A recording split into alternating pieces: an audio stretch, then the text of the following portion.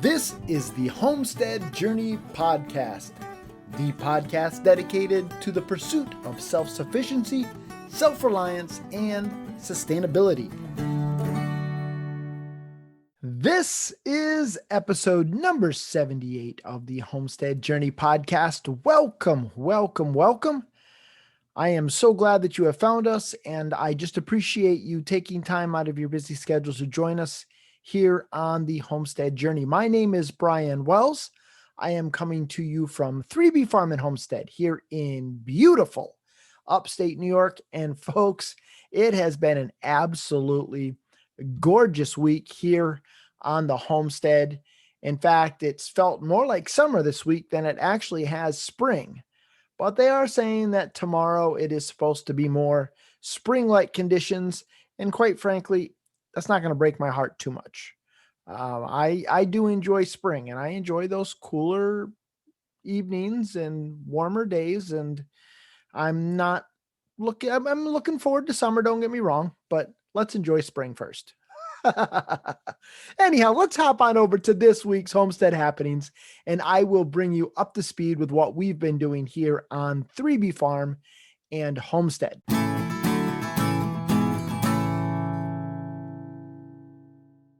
So first of all, let me provide you with an animal update. So everybody is doing well here on the farm. All of the new animals are doing well. The chicks and turkeys are getting fat and sassy. In fact, I had to put up the board in the doorway this week because the chicks were wanting to jump out when we would open the door to the mobile coop. And so I've got this board that I put in place, just a piece of plywood that makes them have to work at it a little bit longer. So we're not having to go fish for chicks underneath the mobile coop.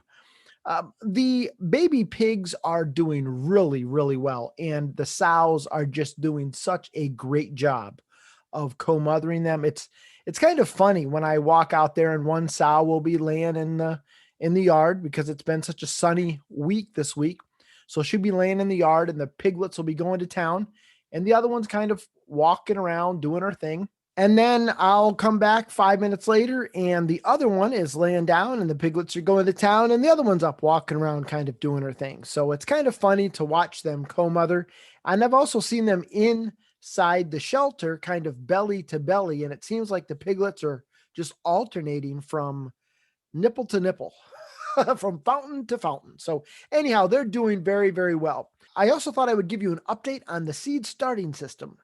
Things in the seed starting system they're just popping right now. Things are coming up just fast and furious. In fact, tomorrow I am going to need to thin out the tomato plants. A few of the tomatoes I actually sowed extra seeds on purpose. Now I'm kind of regretting it because that means I'm going to either have to pot them on or I'm going to have to I don't know. I haven't made up my mind whether or not I'm going to try to pot them on or if I'm just going to trim things out and leave just one strong seedling. So still got to make up my mind on that, but they are looking well. Now I did have a near disaster and that is I forgot to water one of the trays of peppers. And I was walking by it yesterday morning, I believe it was, and I noticed that one of the pepper plants was just really curled up. And that was kind of the indicator to me, wait a minute, buddy, you have messed up here. You've done messed up. And so I grabbed some water and put water in it and I got them in time. They have perked right back up and everything looks great in that tray. The brassicas that I planted last weekend, that I started last weekend are up. The ones that I actually started for my dad early this week are up. And, so things are just really, really popping. The only one where things haven't germinated too much, and I don't know, it was some old seed that somebody gave me. So who knows, maybe nothing will pop up, but it's the tray of death. The tray that has all of those wicked hot peppers, the ghost peppers and the habaneros and the scorpions and just all kinds of burn your pooper kind of hot peppers. The tray of death. I haven't had much germination, but peppers do take longer to germinate, and these were older seeds, so we'll see what happens. But if nothing comes up, no big deal. I wasn't banking on those anyhow. And so those were just going to be something fun to play around with. I also did start some more things this week. So I started some flowers and I started some some more brassicas. I started some kohlrabi and some herbs. So I was starting to run out of room in the seed starting system. So the onions have been relegated to the front porch. I hardened them off and they are now out on the front porch and really ready to be planted at any time now. So yeah, things are looking great and I'm just so excited. I was actually able to get some gardening in this week. It was so warm. Went out and started doing some cleanup in the raised beds.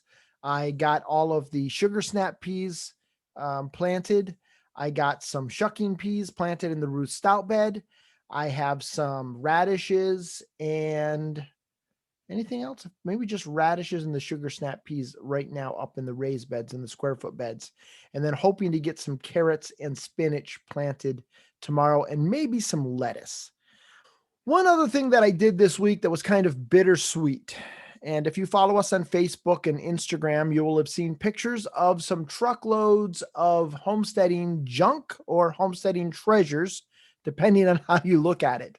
But it was really a lot of lumber that my grandfather had squirreled away over the years, a lot of roofing tin, and some other odds and ends that he had just kind of saved over the years. My aunt recently put her house on the market, and her house is kind of the other half of the property that my grandfather used to own. And so we're cleaning everything out, got a dumpster in down there. And so it was kind of just bittersweet. I was very, very thankful because with the price of lumber right now, definitely very thankful to be able to get all of that stuff. But even beyond that, there's just a certain I'm just a sentimental old fool. And so when I go to build things out of these bits and bobs, these random pieces of wood, I'll be thinking about my grandfather. And I hope he's looking down and saying, Brian, keep up the good work. Well, today was a very, very busy day with all of the gardening stuff that I had going on. Probably the best part of the day today was 20 minutes that I spent sitting on the front porch hanging out with my son. I was on my way up to the garden to start planting some things. And as I was walking by the front porch, he had been busy cleaning it off, getting out the patio furniture and getting it all set up for the summer. And I noticed there was a jug of water with a couple of glasses there. And so I said, hey, bud, you planning on us having some water? He said, yeah, you want to join me? And so I went over and sat down and had a tall glass of water with my son. And as we were hanging out there, he said to me, Dad, you know what? I really like hanging out with you. Folks, he's 16. He just started a part-time job and doing very, very well at it. And my guess is this summer, I'm not going to see a whole lot of him because he'll be working a lot of evenings. And so I'll come home and he'll probably already at work. And it was just very, very nice for me to be able to spend a few moments with him, just chatting and enjoying the homestead. And then to hear him say, Dad, I like hanging out with you. That's pretty awesome. Before we head on over to this week's Charting the Course, I did want to give you an update on the upcoming challenge. Now, I don't have all of my ducks in a row yet. I'm hoping to finish that up tomorrow evening once that meeting is over. And so look for a bonus episode this coming week. I promise you, this coming week, there's going to be a bonus episode that's going to drop, that's going to have all of the details in it on how you can sign up for this challenge that's coming up.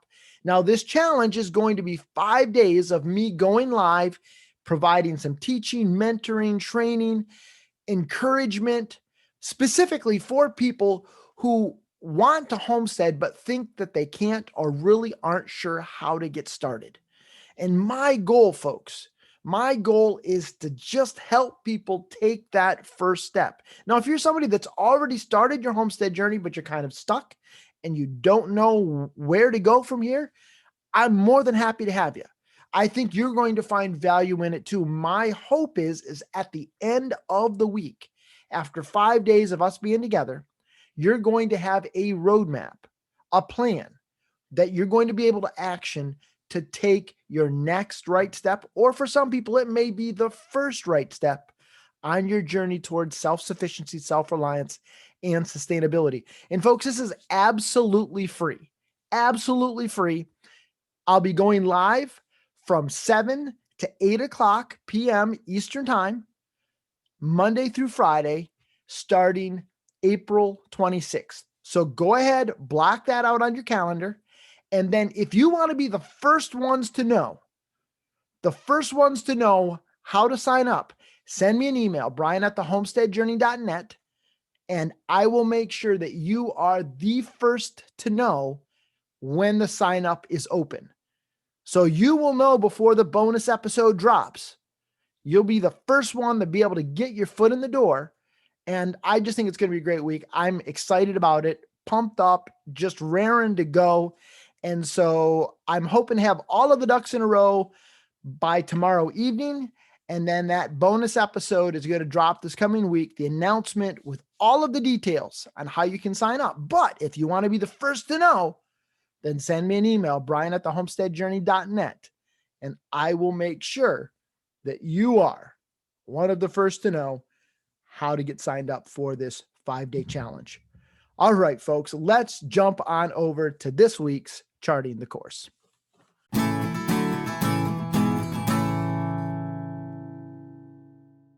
This week's Charting the Course actually came about from an email that I received from a listener by the name of Jeremiah.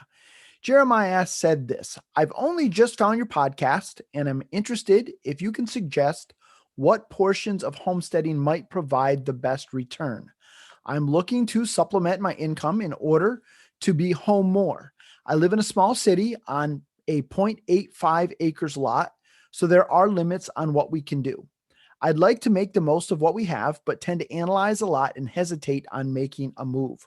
Looking forward to your upcoming teaching on how to plan our homestead and get started. Well, first of all, Jeremiah, thank you very much for your email. And folks, if you want to be like Jeremiah and be the first to know about the upcoming challenge, you know what to do. Send me an email, brian@thehomesteadjourney.net, and you will be like Jeremiah and be one of the first to know when registration opens for the challenge. But anyhow, beyond that, what I did is I went ahead and replied back to Jeremiah, and this was my reply.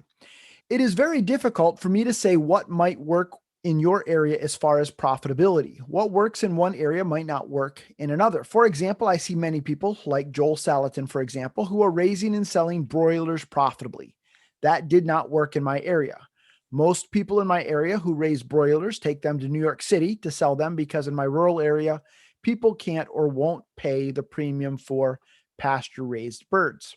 Some of it also depends on your distribution channels. While farmers markets are nice, they are a heavy commitment time-wise, and many of them require payments to rent a stall. So unless you are selling mass quantities of something and you are willing to spend every Saturday or Sunday or midweek night at a market, it might be difficult to turn a profit. However, simply selling using a roadside stand might also be troublesome depending on how safe of a neighborhood you live in. I have sold eggs from an unmanned egg box for probably 5 years without issue. However, in 2019, I had someone break into the cash box, steal the money, steal the eggs that were in the egg box, and steal one of 2 ice packs that I had in there. It does seem to me that if you can establish a good distribution channel, help food stores, independent grocery stores, restaurants, etc., many people are able to make fairly decent money selling microgreens and herbs. These items don't take a lot of room to grow. Some can be grown hydroponically in very space-saving setups. However, it does require establishing relationships with outlets to sell them, and there is a bit of a science that is out of my wheelhouse on how to grow them in succession and in ways to maximize profits. Depending on where you live, cottage industry type things might also be a good fit. Baked goods, jams and jellies and pickles are things that you might be able to make and sell depending on local food laws. You also may be able to make custom spice mixes or soaps. Do you have a hobby that you could turn into a side hustle? Probably my best advice to you is to see what the needs are in your community and then see if you can fill it. You may want to contact some high-end restaurants in your area and see what kinds of things they are looking for. Especially look for restaurants that are doing the farm to table thing, and look for independent grocery stores and health food stores and see what their needs might be. Best of luck, Brian. So as I thought about this question more after emailing Jeremiah back, I got to thinking that this really would be a good candidate for a full episode. Now, while I did try to answer the question, should my homestead make money, back on episode 74, and the answer was maybe, I didn't really get too much into how a homestead could make you money. And so I thought that maybe sharing this with other people could be beneficial.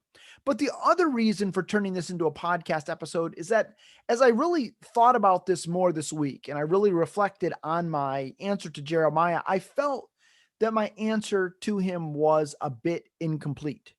Now, certainly I do stand by my original answer. I strongly believe that what might be profitable for one homestead may not be profitable for another. There's just so many variables based on where you live, the socioeconomic situation, and so forth. As I mentioned, meat birds didn't work out for me. Some of it has to do with my area, but some of it has to do with my distribution system. I wasn't willing to make the commitment to a farmer's market or a CSA. Had I done that, I probably could have made it into a profitable venture, but I wasn't willing to do that.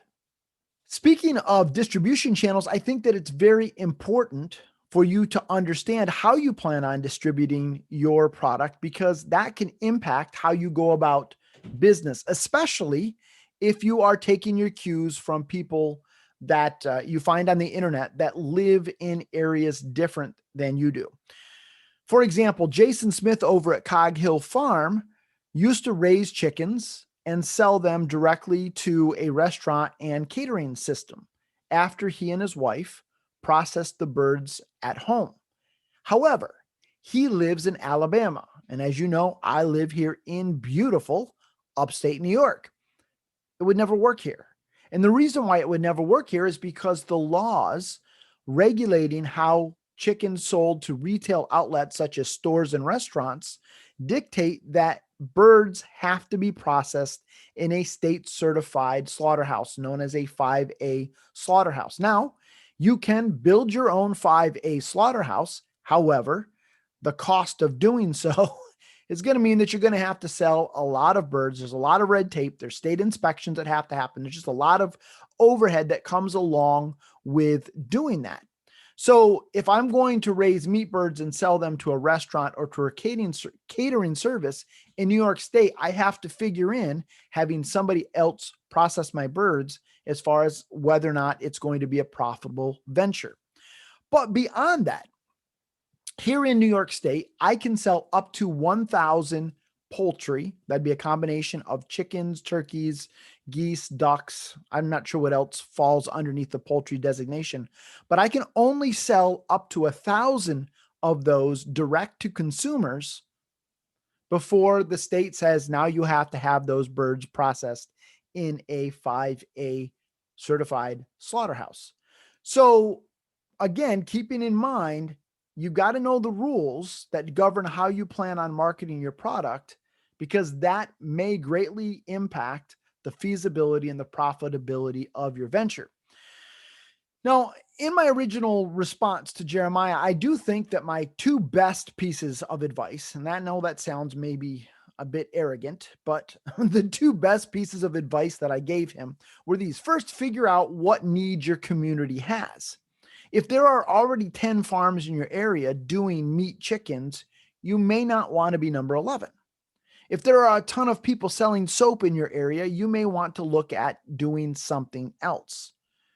The other piece of, I'm going to call it great advice that I gave Jeremiah was to think about hobbies or skills that he already has that he might be able to turn into a side hustle. Many times people who are getting into homesteading think that the only way for them to make money on their homestead is to do homesteading things. So growing veggies or raising meat or generating eggs or baking bread, and the list goes on and on. But do you have hobbies or passions that are kind of pre-homestead? Do you know how to play an instrument? If you do, could you give music lessons? Do you know how to sew? If you do, could you make alterations to people's clothes? Do you enjoy working out? If so, could you be a personal trainer? So if you have a hobby or a passion that already exists, a skill that you already have, maybe it's not directly homesteading related, but is there a way that you can monetize that and fill a need in your community and make money? Now, that's not to say that you can't or shouldn't learn new skills and perhaps monetize them. Maybe your area does have a need for pasture raised chickens, and maybe you've never done it before. But just because you haven't done it before doesn't mean that you shouldn't at least consider doing it. Now, be careful. Be careful about going too big too quickly. It's one thing to do all of the research and know that based on, for example, what Joel Salatin says, that 14 bags of feed should raise a batch of 50 broilers from start to finish. It's another thing for you to raise birds in your area from start to finish. My guess is that your first several batches of meat chickens, it will take more than 14 bags of feed. You're probably not going to be getting your chicks from the same source as Joel Salatin. Your climate is probably going to be different. You may not have as optimal of grass for the birds to be raised on, and you're probably not going to be using the same feed. And also, because you're new to this, you're going to screw up. And I don't say that disparagingly. I say that because you don't know what you don't know. And so you're probably going to see greater losses than what Joel Salatin does. You may have different predator pressure. And so before you go out and you contract with a farmer's market to reserve a stall, you might want to raise a few batches of meat birds.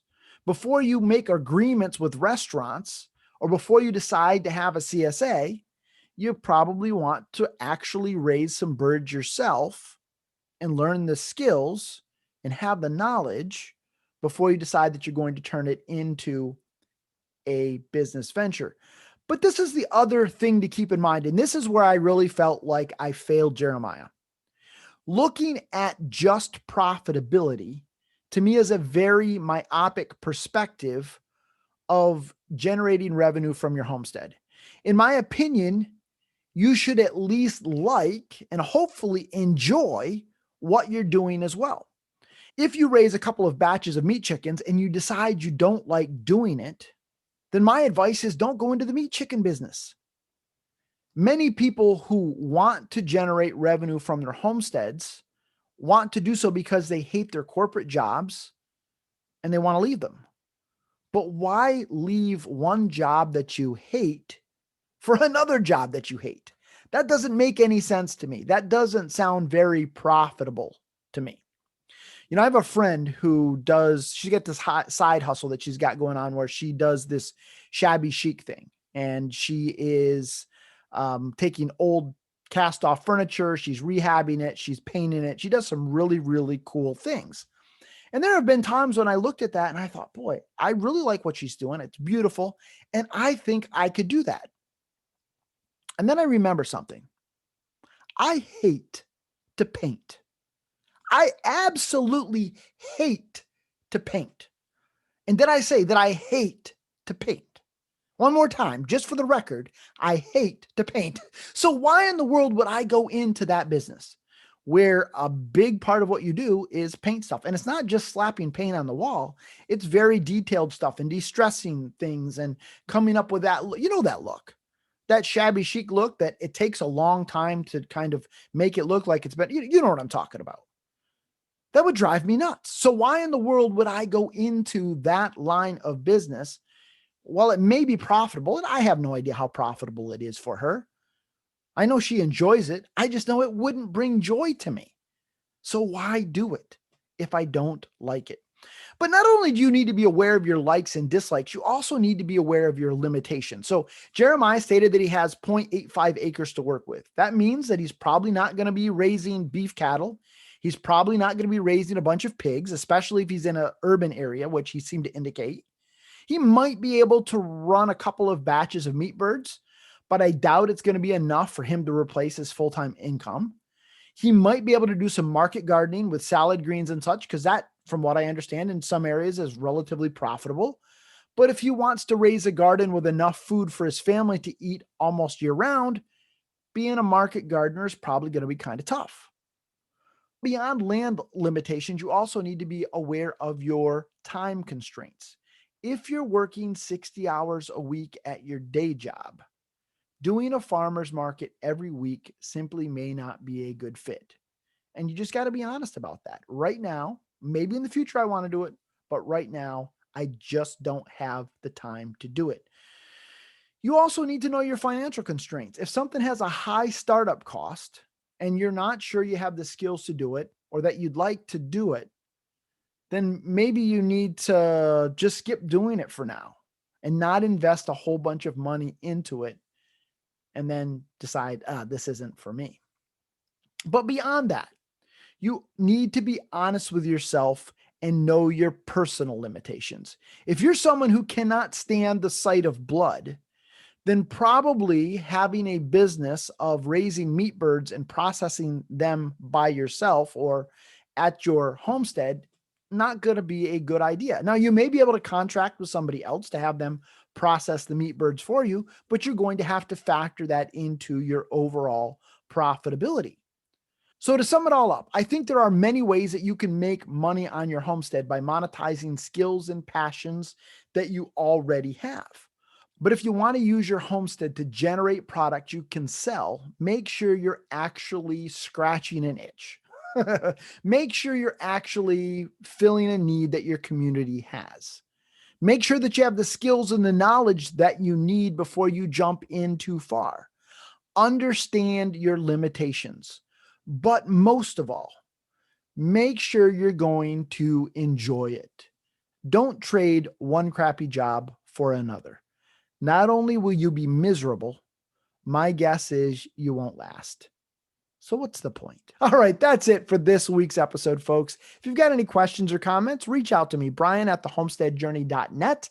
I'd be glad to answer them. Jeremiah, I hope you found that helpful and maybe this provided you a little bit more insight than my quick little email did. As I said earlier, if you want to be one of the first to know about the 5-day challenge when registration opens up for that, send me an email, Brian at thehomesteadjourney.net, and I will make sure that you are notified. If you haven't already, please leave me a review. I would greatly appreciate that. That will help other people find the show. As always, the music on this episode was provided by audionautics.com. So a big shout out to them. And until next time, everybody, keep up the good work.